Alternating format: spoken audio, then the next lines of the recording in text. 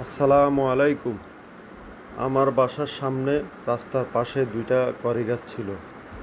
এই দুইটা গাছ বিদ্যুতের তারের উপর দিয়ে গেছে, অনেক মোটা মোটা ঢাল হয়ে গেছে। এখন বিদ্যুৎ কর্তৃপক্ষ বলছিল যে ঢালগুলো গাছটা কেটে ফেলতে হবে, না হলে আপনার বিদ্যুতের উপরে পড়তে পারে, এতে অনেক সমস্যা হবে। তখন আমি গাছগুলো কাটার ডিসিশনটা নেই। এরপরে আজকে কাজ কাটা চলতেছে। বিদ্যুৎ অফিসের লোকজনও আসছে, ওনারা লাইনটা অফ করে দাঁড়ায় রয়েছে। গাছ কাটার জন্য 6 জন লোক আসছে, বিদ্যুতের 4 জন লোক, বিদ্যুৎ অফিস থেকে 4 জন লোক আসছে, তারা অপেক্ষা করতেছে।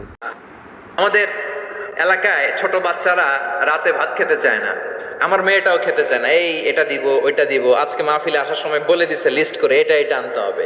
তো ছোট্ট বাচ্চাদের অনেক বায়না থাকে, ওরা রাতে খেতে চায় না। তো মায়েরা বিভিন্ন ভয় দেখায়, এই বাঘ আসবে খাও, এই ভূত আসবে খাও। আপনারা কি বলেন চট্টগ্রামে? ভূত ভূত আসবে, বাঘ আসবে, খাও খাও খাও, তাড়াতাড়ি খাও। তো বাচ্চারা এগুলো শুনে ভয়ে খেতে শুরু করে। মদিনার জমিনেও একই ঘটনা ঘটতো, মদিনার ছোট্ট ছোট্ট সোনামণিরা খেতে চাইতো না। তো মায়েরা বলতো, হা হুয়া ইয়াতি উমার, হা হুয়া ইয়াতি উমার, ওই যে ওমর আসতেছে, উমার। ওমরে ফারুকের কথা শুনলে বাচ্চারা একেবারে ঠান্ডা। সুবহানাল্লাহ পড়বেন না?